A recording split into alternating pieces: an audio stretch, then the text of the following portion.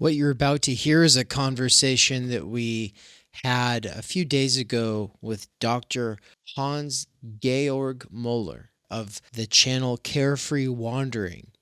He is a professor who has contributed more to critical media theory online than anyone else that we are aware of, which is so exciting because we really love critical media theory at Theory Underground. We have an ongoing research seminar that I do with my wife, Anne. We both love sociology, psychology, philosophy, critical theory, and critical media theory is really where all of those things come together and in the way that is most obviously relevant to everybody who has a smartphone or whose life is otherwise shaped by the internet at all, right? And so, yeah, I'm really excited to finally have gotten a chance to meet Moeller and am excited to introduce him to you all. For people who are coming to this who have no idea what Theory Underground is, well, stick around until the end of the video. There's a PSA about what it is and how to get involved and stuff like that. For now, I'll just say it is not just a YouTube or podcast, but is a lecture course and ongoing research seminar and publishing platform. So we publish books, we've got lectures, and we've got ongoing research seminars for people who want to attend lectures in an ongoing research project on a monthly basis. And so, yeah, that's what it is. And couldn't be more excited to have you all here with us. Now let's get to this interview. All right, everybody, welcome to Theory Underground. I am your host, David McKerracher, and today we are joined by Dr. Hans Georg Moeller. How are you doing today, Very Dr. good. Moeller? I'm pretty good. Thank you very much. Great to have you. It's been actually a long time in the works. I've received many, many requests to have you on the show, and so it's great to finally have you here. That's nice to hear. Thank you. Yeah. See, at Theory Underground, for the last year and a half, with my wife, who teaches sociology, we've both been teaching an ongoing research seminar called Critical Media Theory. And Hmm. in that series, we are very based in McLuhan, to some degree, Marx, Baudrillard, right? All of these different theorists. And the topic of authenticity and and people cultivating their identities online, that is always coming up. And I was Sure. just recently listening to something that you were talking about, the higher rate of suicide seen by adolescents today. And I think that was a video where you were talking about the research of Jonathan Haidt. And so I was kind of thinking Exactly. maybe we could start with that because there are serious stakes to this conversation. We need to understand what our phones are functionally doing for us and how the paradigm has changed. And so on this note of the changed paradigm, I'm wondering what is profilicity and what does profilicity show us about media today? Well, Profilicity, as Paul Ambrosio and I define it, I mean, we wrote this book about it, about you and your profile, is a new, what we call identity technology.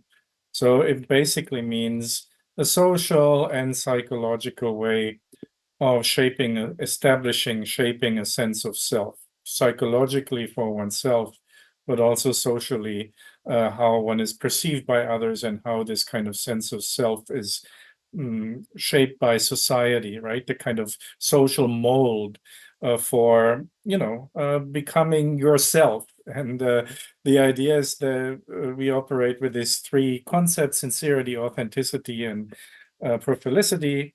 And very simply put, the idea is that in traditional society, sincerity meant that people build their sense of self by sincerely committing to their roles.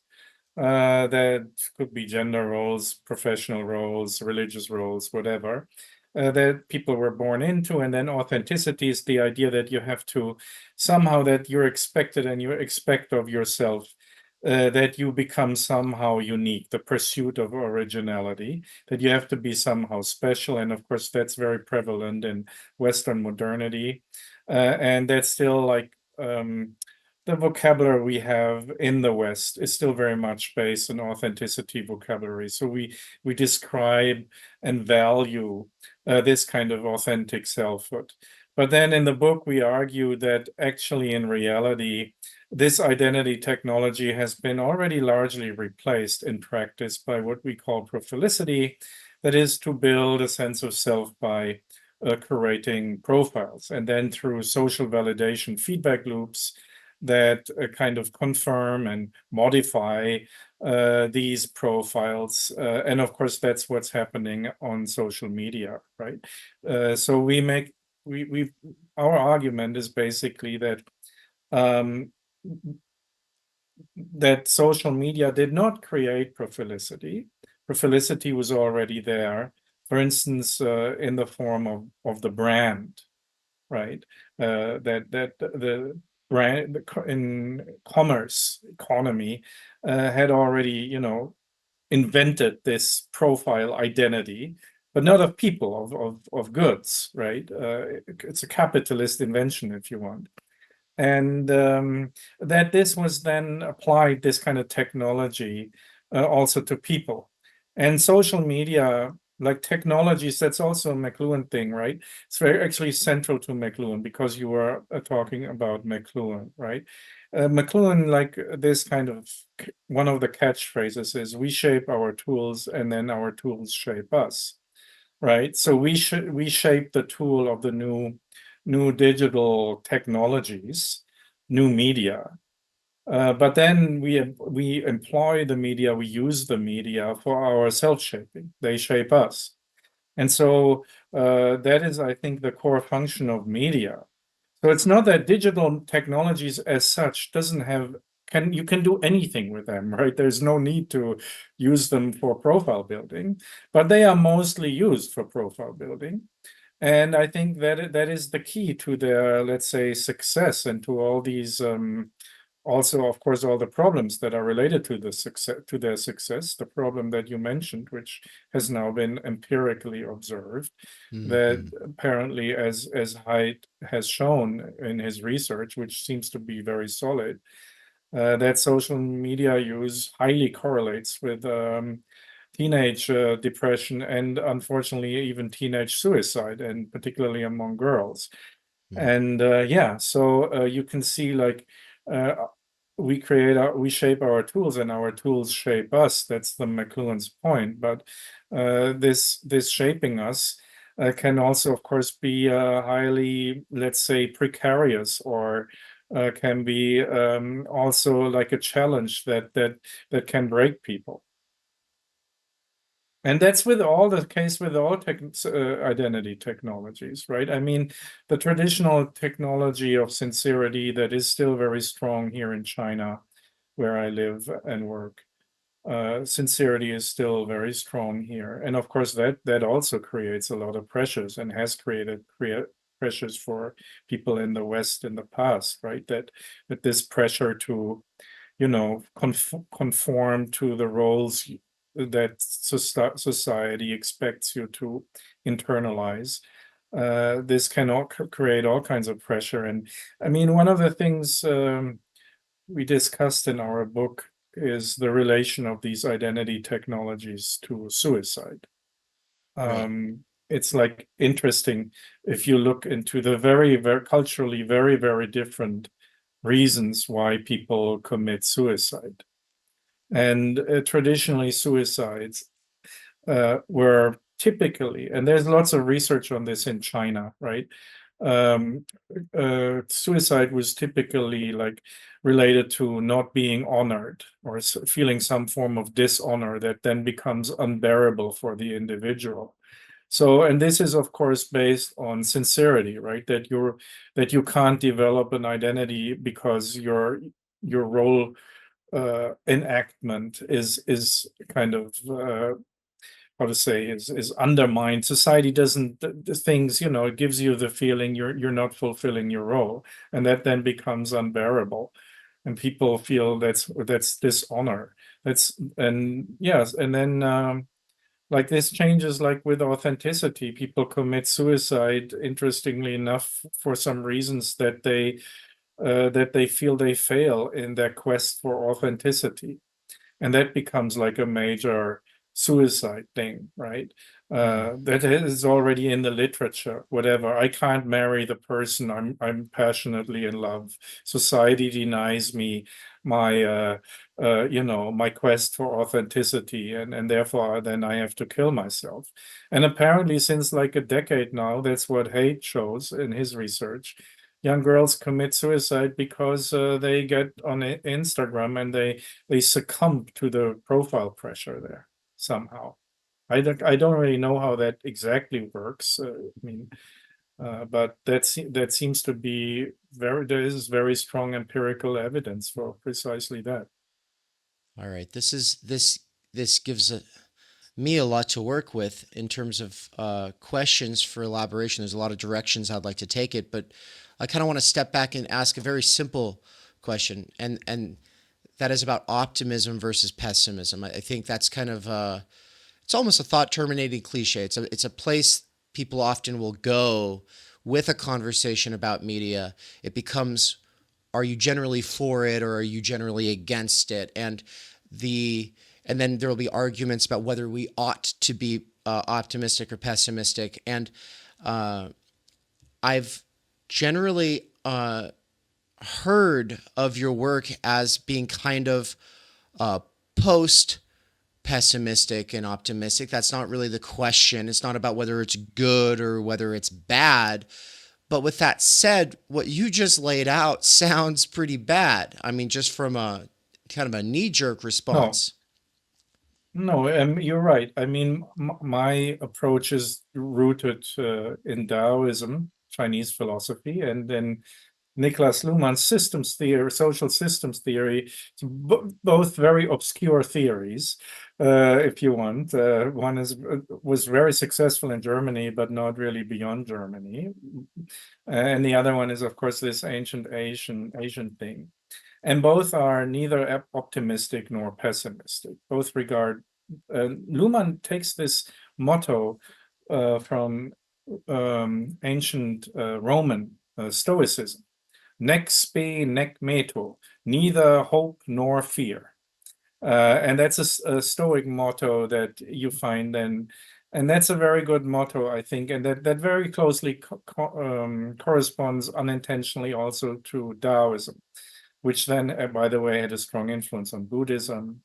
So the idea is that both too much hope is dope, and too much fear is also, of course, completely destructive. And so um, I'm running against kind of the especially Anglo-American mainstream. It's actually also a practical problem for as an academic. When I publish my book, and the American publishers, they always want you to end with hope, right? Obama and so forth, whatever politician, right? Americans have this kind of obsession with hope. And again, from both an ancient Stoic and Taoist perspective, that is problematic. And this is then easily seen as pessimism. But it's not pessimism. I mean, there's kind of an American prejudice among Germans, which to an extent is maybe true, that they're all nihilists and they are very kind of dark, but that's not the point. Really, the point is also not to succumb to some form of defeatism or pessimism. That's a misunderstanding. The approach is in again, as I said, in Western um, um, terminology, it's Stoic, right? You develop a Stoic position. That's different from a pessimistic position. And I think that is, to go back to media, that is also is the case to a large extent with McLuhan, actually, who um, differs from these other media theoreticians. And your point, I think, was very well taken, right? We have these either kind of overly hopeful attitudes towards new media, this like unfettered enthusiasm that looks at media as a liberatory tool and as in the authenticity semantics, a kind of a catalyst for human agency and subjectivity and connectivity and social change and all these things, right? That is like and then of course we have at the same time this, pessimism about, it completely destroys authenticity, the French theoreticians, you meant Baudrillard, but even stronger, Debord, they all look at basically media as I mean, they're not religious, but somehow as a tool of the devil, metaphorically speaking, that is destroying individuals and destroying society. And but no, I mean, the point is, my theoretical approach is, as I said, informed by Stoicism and Taoism. And it just means like, you just go, you take a step back and you understand this is like the society we're in. And we develop kind of coping mechanisms to, that's the Taoist point, to develop some form of ease, Hmm. some form of capacity to, uh, yeah, as I said, to take a step back and to kind of exist in with as much ease as is possible, and to build some form of, immunity, and to build some form of, uh, so it's an art of survival. And that's also, Taoism is very much about the art of survival, also has a lot to do with influence on military, actually, the philosophy, military strategic thought in China, which is very much concerned with survival, martial arts, and so forth. And that's also, you find this also in McLuhan, right? McLuhan also basically always, that's a main theme in his work. We live in these new media environment, and we're not biologically evolutionary equipped for this. This change happened like on an evolutionary scale, like from one moment to the other. And we are neither like biologically nor socially nor even psychologically equipped to deal with this. And so, he uses this vortex of energy metaphor, this kind of vortex of energy we find ourselves in. And we need to kind of find, strategies for survival. And that's basically also my approach toward it. And it's not like this kind of dystopian idea that you find in Debord and Baudrillard and others, that we have to kind of, we're losing all our authenticity and we have to do everything to kind of regain this authenticity, right? And that's not my position. Right, right. All right, and so now my big question about Luhmann is something that I kind of want to defer just a little bit longer to kind of tarry on this theme of hope and pessimism. Let's set aside hope and pessimism. I've always kind of just done that by saying, like Paul Virilio says, the invention of the ship brings the shipwreck, right? So you know, it's always going to be a mixture. But with that said, when we say we shape the tools and the tools shape us, the problem is most people don't shape the tools, and the people who are shaping the tools are doing so in a predatory way. The Silicon tech elite doesn't allow their own children on these devices in their homes or in their schools.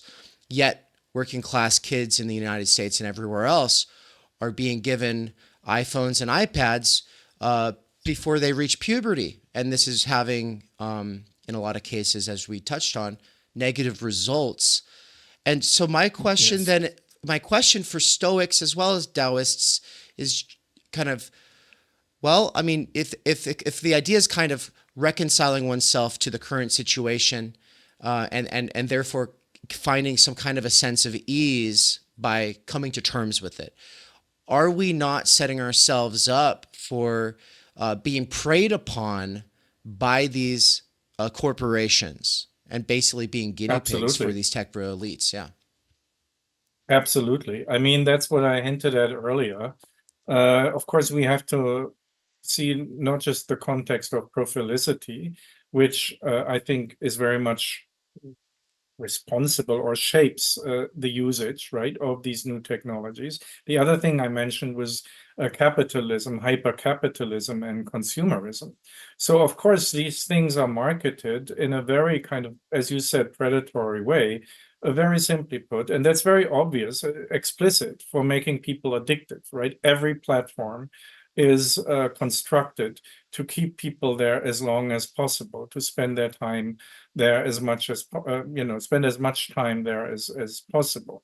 And that's that. I mean, that's a key capitalist consumerist thing. You want to create a product that makes people super addictive, and that's kind of word. I mean, that's capitalism did, like opium here in China, the opium wars, right? That was a big thing. For instance, you create in the 19th century capitalism and the spread of the British Empire in the region where I live, and now you have this on a global scale.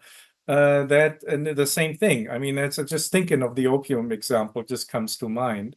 I mean, Macau, just by the way, was like a center of the opium trade Mm-hmm. where I live and where I am right now. And of course, the opium was illegal in England, in Great Britain, but they fought a war here in China to not allow the Chinese to make it illegal. Right, they wanted to have the export market, and that's the same principle that you just described earlier. That the tax executives don't allow their own kids to use this technology, but they want to impose it on the rest of the world as much as they can. That is, yeah. Even though I don't like moral categories, I wrote a book against morality, but I think that's evil, Yeah. and clearly. Yeah, so that is absolutely true. But in order to understand this, we must first understand the nature of these technologies beyond good and evil. And the technologies are not in themselves good or evil. They become like they become problematic because they function within a hyper-capitalist, highly commodified environment, and they are weaponized, because they have this highly addictive potential. But a lot of things have a highly addictive potential. Right. Right. And yeah, I think that's the whole problem.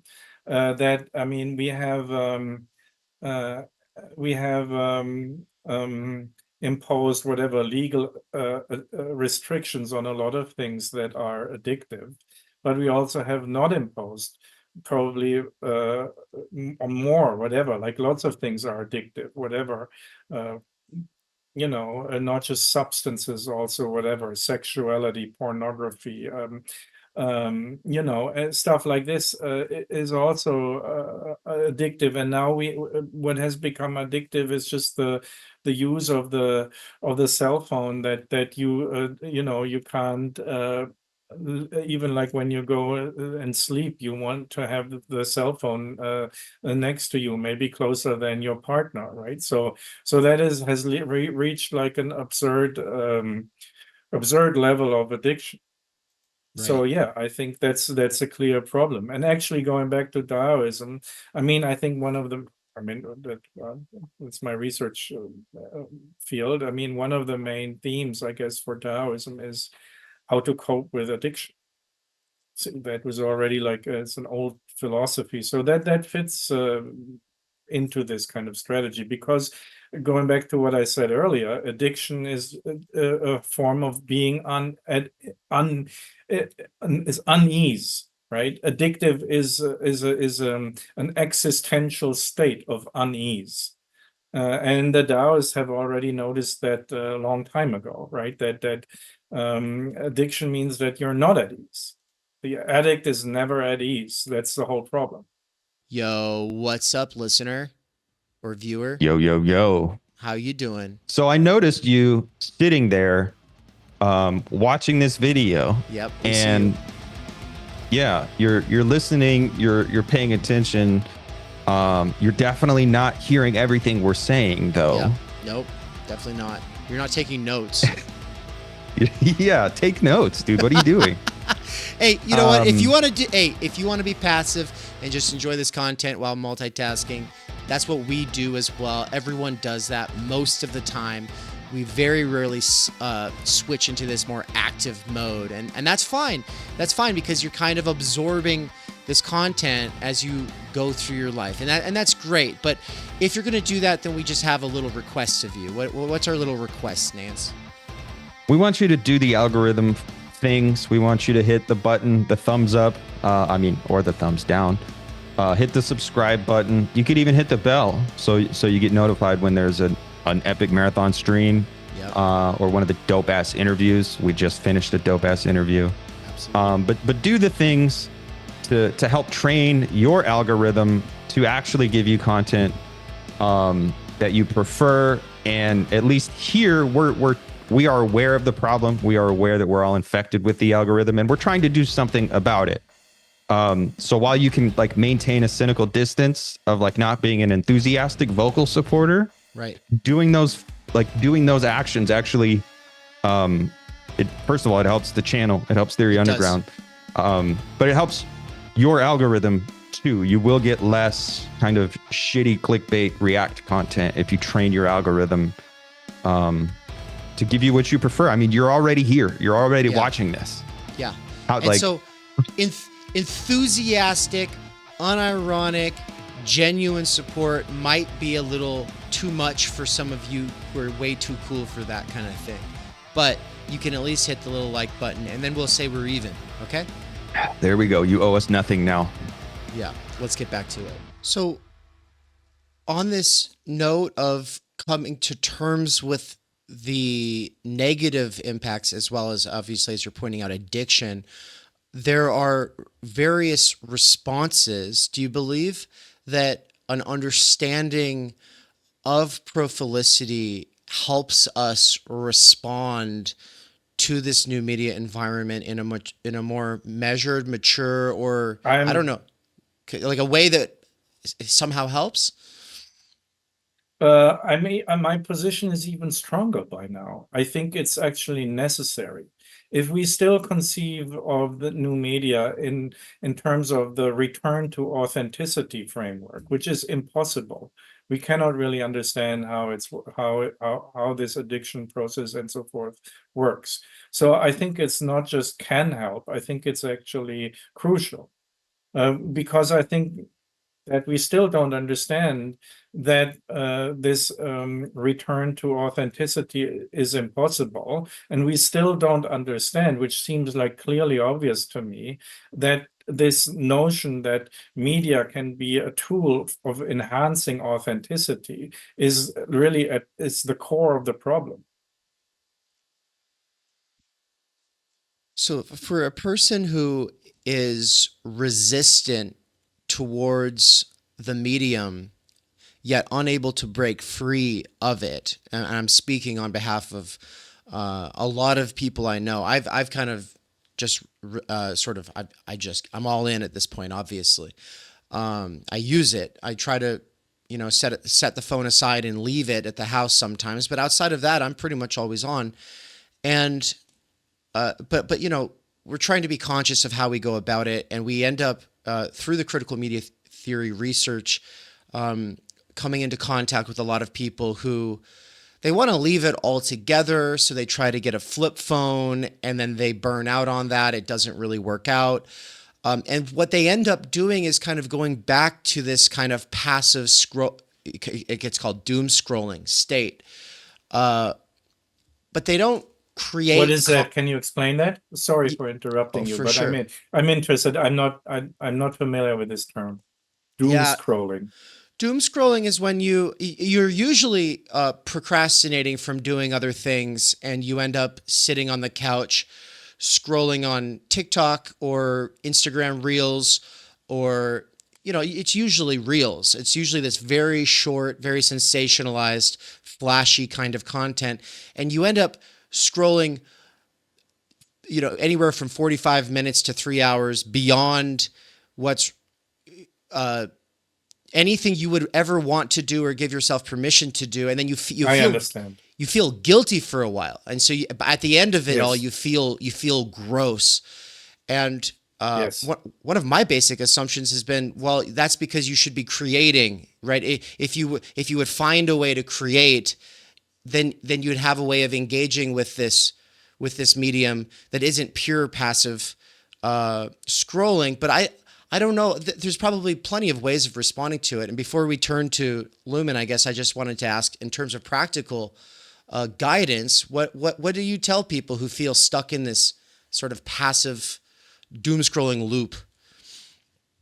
Well, I mean, doing that now that I know the term, I'm doing that myself increasingly. I mean, I'm pretty old, but it seems to be a new form of what in the past, when you were switching your remote from watching TV and you go from channel to channel to channel to channel.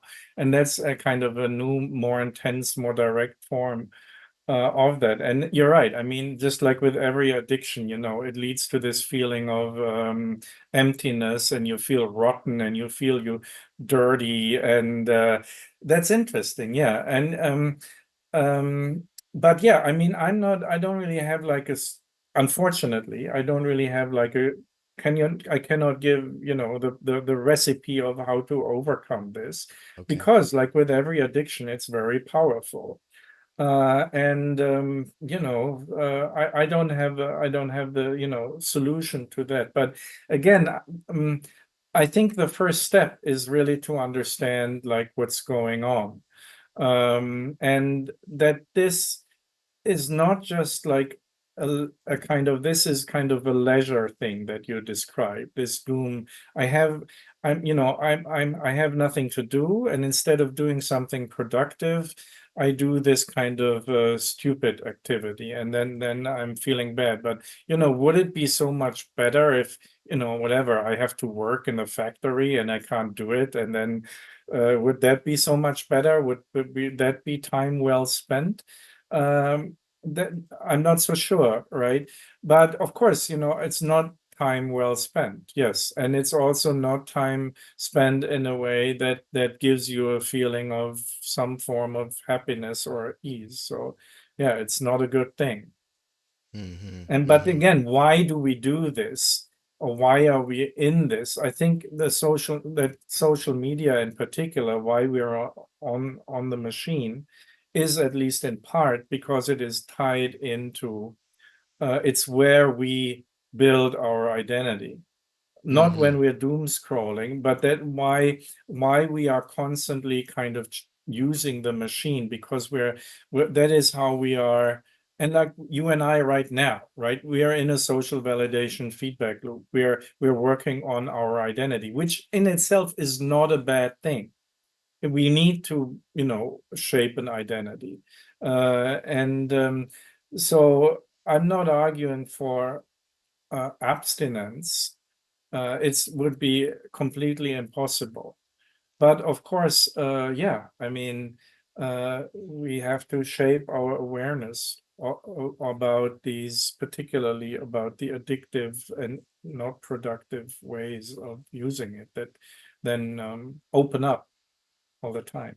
And we fall into these smaller and bigger abysses. Thank you. So now I think for the second half, as we get into the work of Nicholas Luhmann, I want to bring on the student at Theory Underground and also co-host who has done the most, I think, to get me thinking about Luhmann in the last year. And so, Nance, you can come on whenever. He's been in the background here for a little bit, folks, and so you know. Nance is, I think we read a couple chapters of Luhmann's social system theory, if that's the name of the book, together, but I find it all very confusing. And recently, I think, I guess I'll ask my question after we say hello to you, Nance. So welcome on, Nance. How you doing? Doing great. Good morning. It's nice to meet you, Professor, and Dave. It's always good to see you. I've been under the weather the last few days, and it's a little early over here, so I might be a little loopy. No worries. Well, so I guess I want Nance to be able to ask his questions since he is much more advanced in his Luhmann research than I am. But first, I want to start with a basic observation. We here at Theory Underground, we're surrounded by Lacanians. That's probably mostly because of Žižek. And also my good friend Michael Downs and colleague, he also has a seminar here at Theory Underground.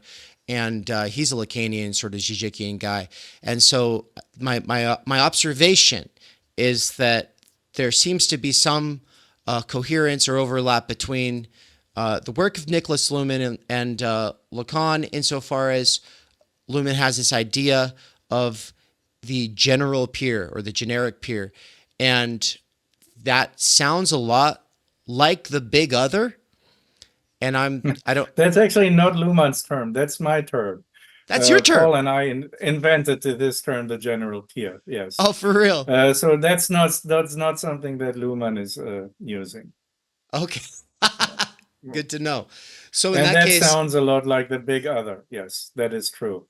But yeah, maybe we reinvented the wheel. But I think it's a little bit different because we apply it in the context of our Profilicity theory, right? That's the general peer. And the idea of the general peer is, again, that on the one hand, it's like general in the sense that it is not any particular individual. It was intended to be a little bit of a pun of the traditional notion of the general will, volonté générale, right? Which doesn't represent any individual will, any individual intention, but is like this kind of general will, right?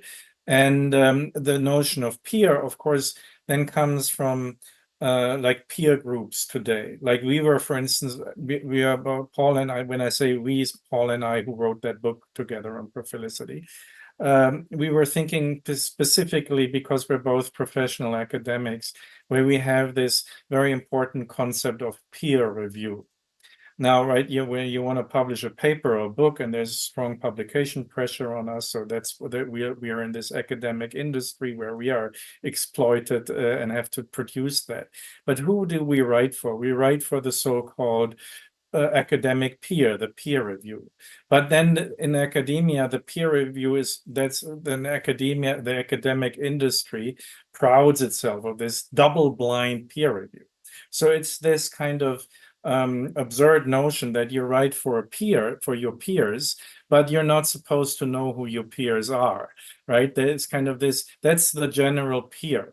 It's your in-group, but as opposed to the traditional in-group sincerity, where your in-group were the people in your village, the people in your sports team, the people in your religious community, the people in your military unit. Now, the peers we are dealing with in the academic industry are these anonymous, the general peer. So whatever you write when you work, again, I'm sympathetic to your Marxist approach, right? Luhmann was not a Marxist, but that the idea is, you produce. But what's the market you produce for? You produce for this kind of general peer, who on the one hand is your in-group, but on the other hand is completely anonymous, and you're not supposed to imagine any particular individual. You always have to, and then people are also forced to act as a general peer, right? When they, review your paper and so forth. So that is the background of this term, the general peer. I hope that is clear. And it has to do with Luhmann, because, of course, Luhmann's social systems theory, that is, I think, key to his whole theory, which, by the way, the books and articles are completely unreadable. No one can read them like for the first time. There's just the writing is completely obscure. Anyways, a key idea there is that society consists not of individuals, but of systems of communication. That's, again, completely the academic peer review process. You're supposed to completely abstract from the individual, right? It's just like conventions, right? You have to write a paper in a specific way. You have to read a paper in a specific way. So basically, it's just a social system sets up like codes and programs. It's like a certain communication machine, and that you have to feed. And that's what a social system is. And that is it's a radically anti-humanist, Luhmann calls it himself like this, a theory of how society works. So that is a second major obstacle why Luhmann's theory remains so obscure. The number one obstacle is no one can read his texts. And then the number two obstacle is it completely contradicts, again, the Anglo-American. Now we're getting to the second kind of Anglo-American thing, not just hope. He's not, as I said earlier, not just hope or fear, but it completely contradicts the individualist conception of society, that society is kind of constituted as a sum of individuals and by their individual kind of agency. And Luhmann thinks radically different about society. He thinks it's these, like his approaches comes like from biology, like our bodies, right? Our arms and our heads, and our whole body that we live in and with hasn't been created through our agency. It's a biological system that we somehow inhabit and in which we form a sense of self. But it's not been created by us in any way. It's created by biological evolution.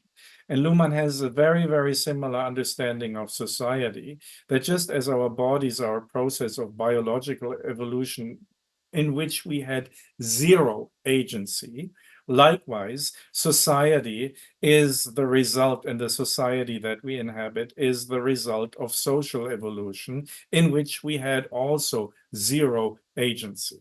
And again, that completely contradicts the prevailing North American, in particular, view of what society is or should be.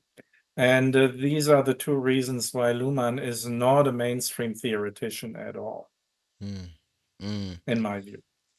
Would though, I mean, just to play a little devil's advocate here, wouldn't those reasons be reasons for Deleuze and Guattari not being generally popular? But Good they point. are.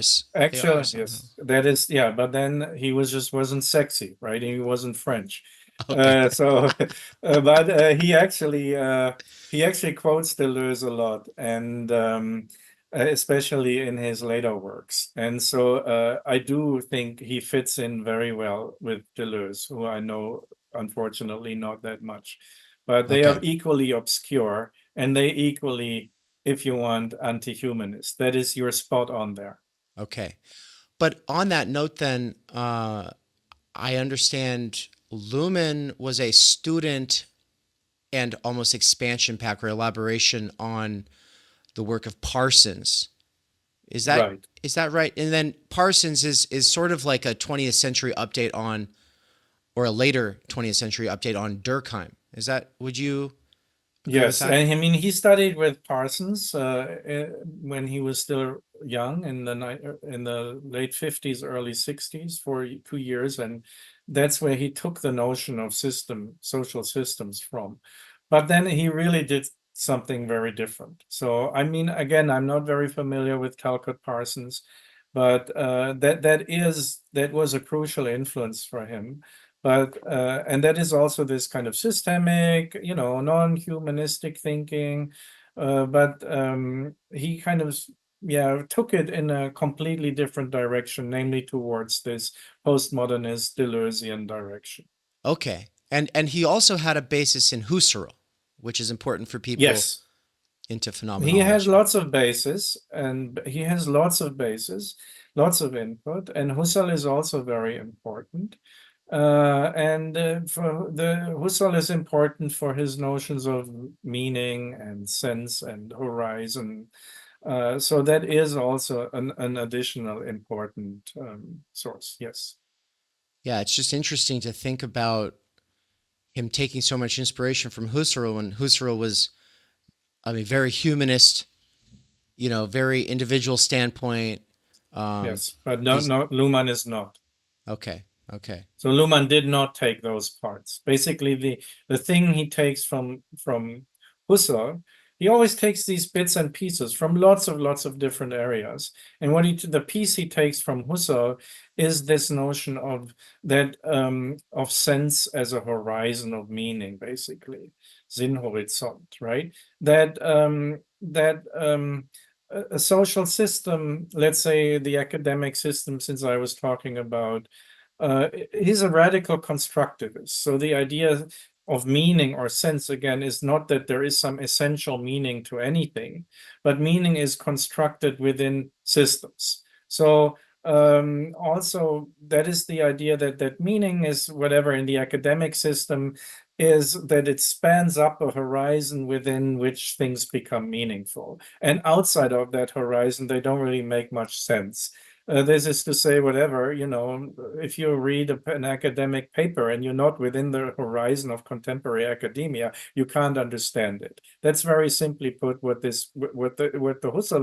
Husserlian aspect is of it, that meaning is made within very specific parameters, within very specific horizons, and that meaning is constructed and only works within the confines of these horizons.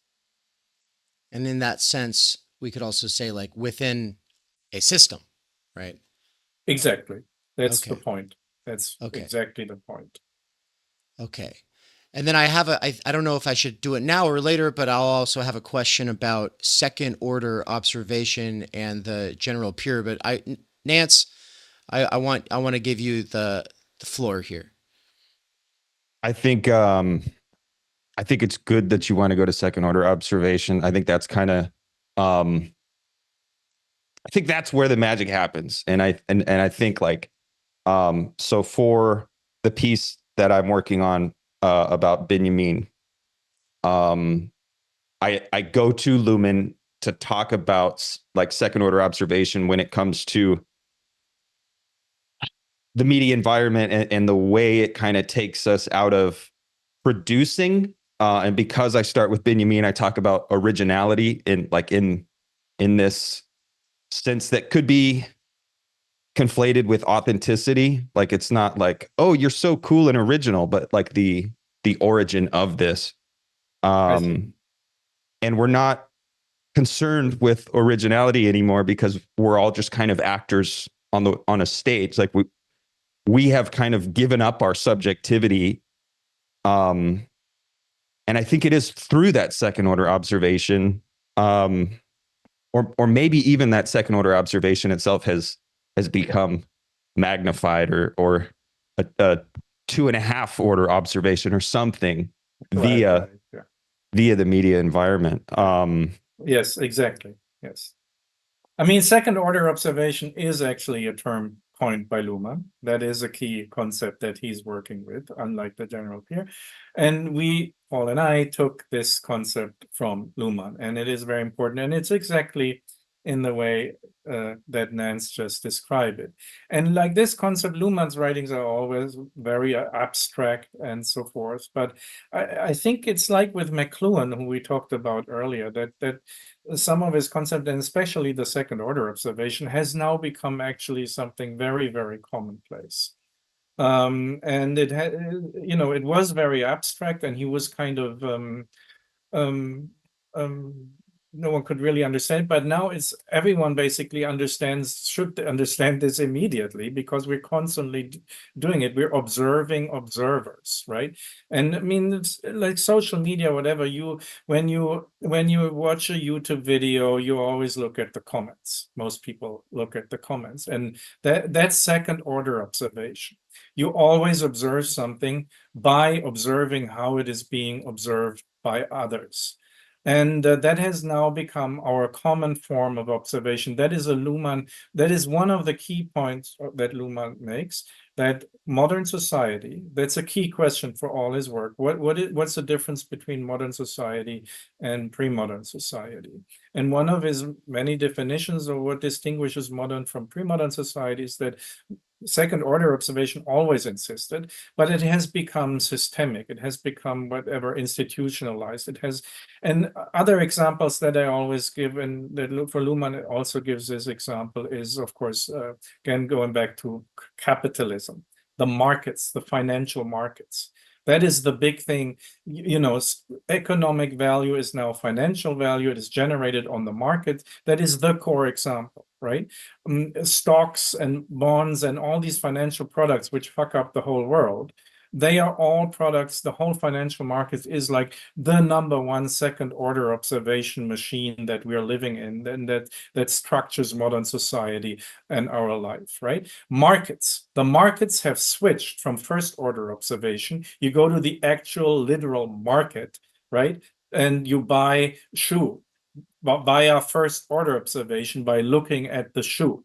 That was how goods, commodities were marketed, on the basis of first order observation. You look at the commodity and then you like it or not, and you buy it. But now no one orients themselves in the financial market like this. You have to be an expert in second order observation and have to understand how value is produced on the market. That is second order observation. And we have adopted this same strategy now on social media and everything in our life. And as you said, Nance, this is now how we also become original. We have to originality has also switched to second order observation. Originality is now second order observation originality and cannot be otherwise.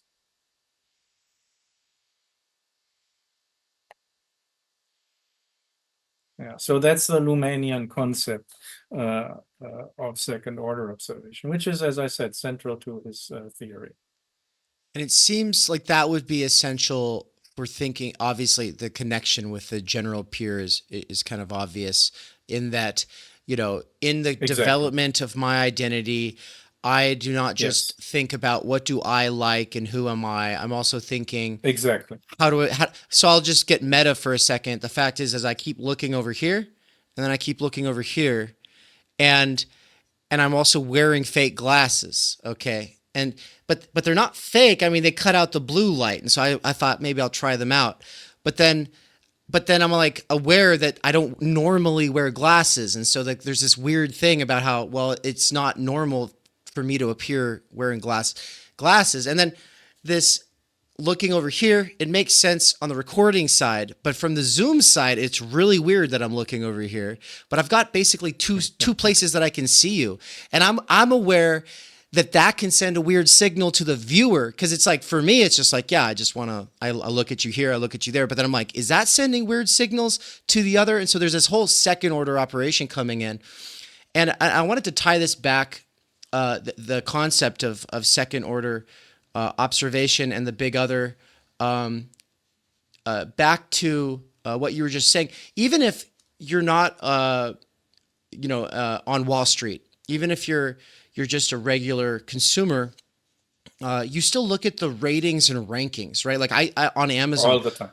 I always look at like the bestseller and the one that's recommended by Amazon. And that was not the case 20 years ago. That was younger people might not know that. But I mean, that is again, that illustrates Luhmann's point so obviously. that these ratings and rankings are a new thing. There were no university rankings 20 years ago. Even the rating agencies are relatively new thing, that this becomes institutionalized, right? I'm not sure, I'm not an economist, but I never heard of rating agencies in the 1980s or 90s when I was young, right? They only kind of popped up and became, they might have existed, I don't know, but like they took over everything. And also, social media, as you just mentioned. I mean, like when I was young and I went to a restaurant or so, we didn't care about any ratings of restaurants. It just didn't exist. That was only something for some stupid Michelin guide or so. That was for something very few. I'm not saying it didn't exist at all, but not as something that everyone does all the time. And now everyone does it all the time. Again, that's Luhmann's point. Not that second order observation didn't exist; it did exist, but that it becomes something that has taken hold of everything, and then very quickly results in institutions, becomes like completely institutionalized, completely habitualized, and structures everything, just as you just said. Sorry for Okay. interrupting. No, that's perfect. Yeah. And I think I'll just kind of tie that all up into a statement about where we're coming at things in theory, and then let you hit on that. And then kind of Nance will get the last question. Then I know you got to run to dinner soon after that. I'm glad we were able to make this work with our crazy time difference. I think it's 14 hours for you and I, and then it's 15 for Nance. Yeah, sorry about that. But yeah, it's dinner time for you. So really quick, I guess in defense of your theory, I think it's important sometimes to reinvent the wheel, because there's no such thing as just reinventing the exact same wheel if what you're doing is you're going off of the new situation, right? And so if the general peer comes out of an analysis of the current situation using a theorist who's been neglected, then it has the capability to address something that, say, Lacan might not have been able to address, and that Lacanians might be likely to miss. And so I'm just going to go out on a limb here and say, I think that maybe this idea of the general peer gets at something really crucial for us as theorists of the post-class fractured mass, right? So that's the PCFM is like the post-class fractured mass. It's something we talk about all the time. We aren't, what's that, Nance? I was just going to say, you should unpack that, like the fracture, the fragmentation by way of Baudrillard. Right. And so, in the shadow of The Silent Majorities by Baudrillard, he gets into the idea of the mass. And we were reading Gary Gnosko's work on McLuhan and Baudrillard when we were on tour last year in the U.S. And I was having trouble wrapping my head around the way that he was using the word mass, because mass sounds like something kind of like the public, right? The masses. But what he's getting at with the idea of the mass is that it's the remainder after you've done as much organizing as you can do. It's the remainder that is obstinate and refractory to any analysis or organizing. And so it's what escapes the political scientists. It's what escapes the sociologists. The mass, it's refractory, and it's like this black box of resistance to being accounted for. And so we stopped calling it the mass and started calling it the post-class fractured mass, because you'd referred to us as Marxists, and in a sort of sense we are, but really we're post-Marxists in this sense, because for a real Marxist, you want to organize the workers, and for us, we're like, well, we don't know what to do. And so the post-class fractured mass is us trying to come to terms with the situation, and it seems like the general peer is very different from the big other, because the big other would be a more, I'll just say it this way, in a society that has a big other, instead of millions of big others in this post-class fractured mass, there's some kind of a shared idea, right? And of course, still today, there is the way that one walks through the door in a sort of Heideggerian sense, das Mann.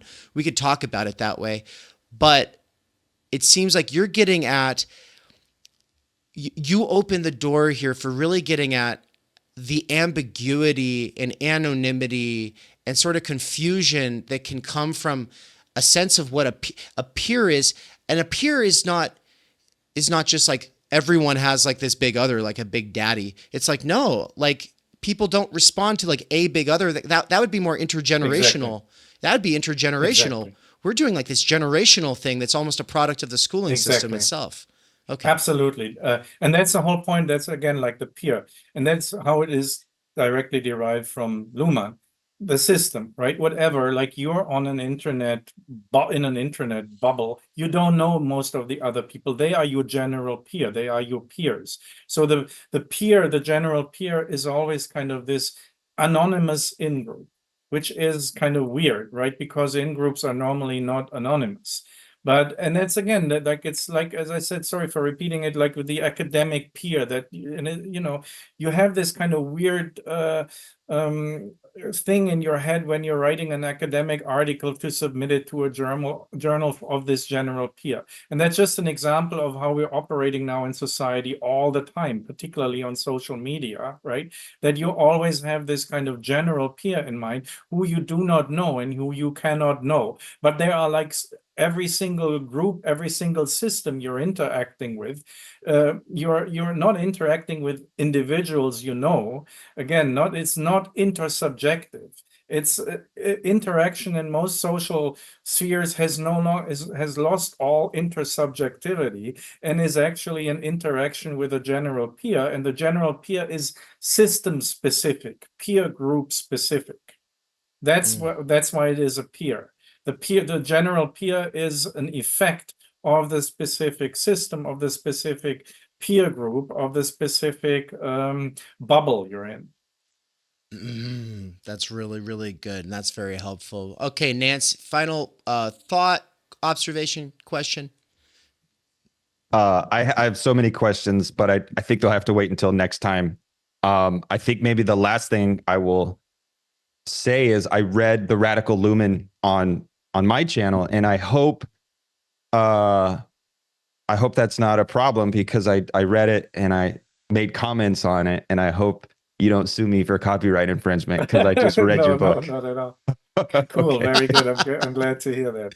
Thank you very much. Thank you. Thank you. I guess with that, we really appreciate you for stopping by, giving us this time. Any closing thoughts? No, it's been a great pleasure, and I wish you best of luck with your projects and your work. It looks like you're doing something nice. Yeah, and I'm happy to support you. All right. Thank you, Dr. Moeller. Thank you. All right. Bye-bye.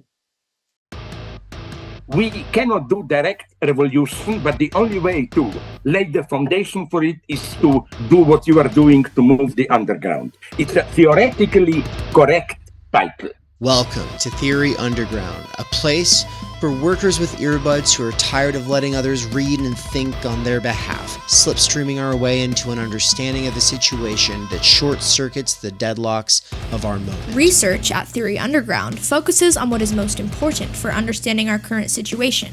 Theory of the subject, capital, time-energy theory, critical media theory, CMT, and the most essential critiques necessary for understanding why the theory, ideology, and common sense of influencers left to right misses the mark. Theory Underground is coming to a city near you. What that has meant in the last year is traveling across the United States, into Canada, and then all over Europe to promote our books, courses, and ideas related to time energy and underground theory. You've been reading Underground Theory. I'm a publisher and an editor. I run a review of books. Literally, it's my living. This is the best edited collection I've ever read. Okay, picture this scene. America, early 2021. An Amazon warehouse worker arises from the emerging underground theory internet scene to create spaces for untimely topics and concerns that are too often neglected or kept in isolation today.